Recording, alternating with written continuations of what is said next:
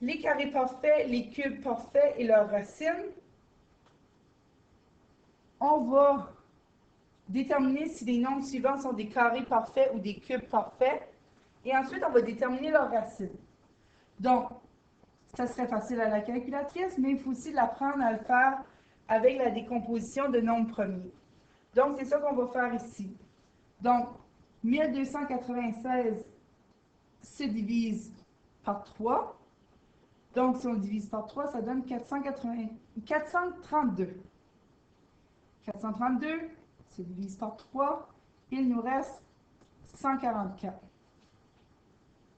Bon, 144, encore une fois, beaucoup de possibilités.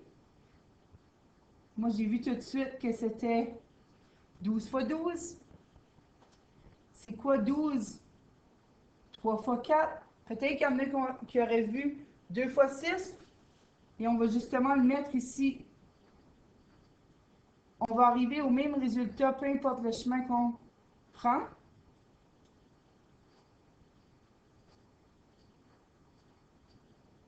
Donc, je termine seulement ma branche quand j'ai des nombres premiers.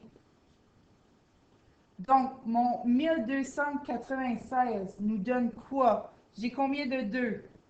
2, 2, 2, 2. J'ai combien de 3? 3, 3. J'en ai 4. Une racine carrée, c'est le nombre qui est multiplié par lui-même qui nous donne 1296. C'est la même chose pour une racine cubique, mais c'est le nombre multiplié par lui-même 2 fois. Donc, par exemple, 4 fois 4 fois 4, ce serait un cube parfait qui serait 64, tandis que 4 fois 4, 16. 16 serait un carré parfait. Ici, je dois faire des paquets.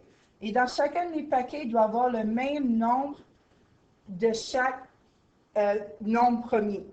Donc, ici, j'ai 4, 2 et j'ai 4, 3. Donc, dans chaque paquet, je vais prendre 2 paquets. Pourquoi je ne peux pas en prendre 3? Parce que dans 3 paquets, il n'y aurait pas le même nombre de chaque 2 et de chaque 3. Donc, je vais commencer par mettre 2 ici et 2, 2 dans l'autre. Donc, j'ai utilisé mes 2 et je vais prendre 2, 3 dans chaque paquet.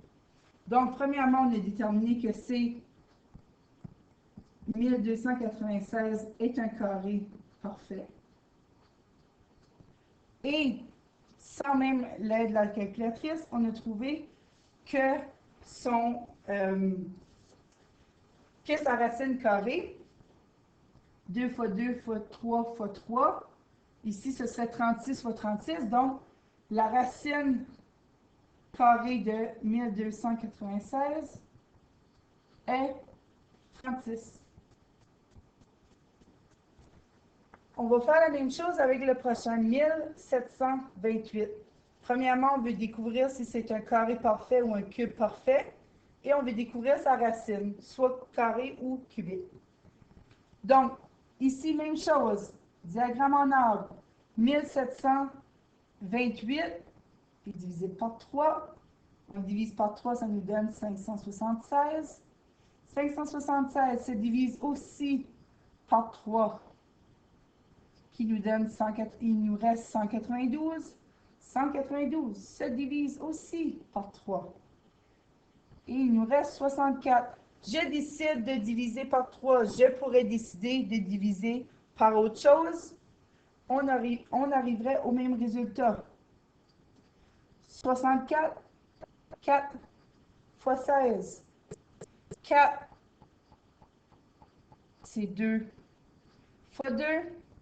16, c'est 2 fois 8.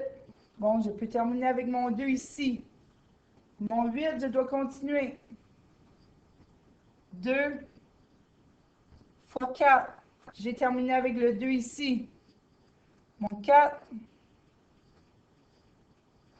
2 fois 2. Donc, je vais écrire mon 1728 comme étant 2 fois 2 fois 2 fois 2 fois 2 fois 2 fois 3 fois 3 fois 3. Si vous remarquez ici, j'aime mieux les écrire, même si j'ai besoin d'écrire 6 fois le nombre 2, j'aime mieux l'écrire comme ça pour tous les voir. Donc ici, combien de paquets je peux faire? Des paquets qui sont égaux, je peux en faire 3. Donc en utilisant le 3 une fois dans chaque paquet. Et combien de 2 je peux mettre? J'en ai 6, donc je vais en utiliser 2. Donc, dans chaque paquet, premièrement, on va dire que c'est un cube parfait. Et dans chaque paquet, ça me donne les racines. Donc, la racine cubique dans ce cas ici. Donc, 3 fois 2 fois 2, ça fait 12. Donc, la racine carrée de 1728, ça fait 12.